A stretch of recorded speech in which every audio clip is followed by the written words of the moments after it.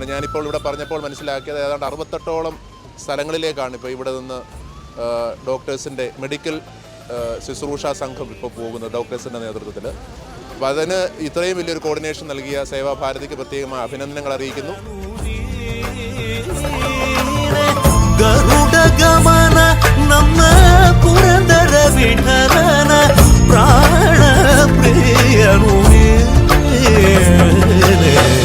ಚಂದ್ರಚೂಡ ಶಿವಶಂಕರ ಪಾರ್ವತಿ ರಮಣ ನಿನಗೆ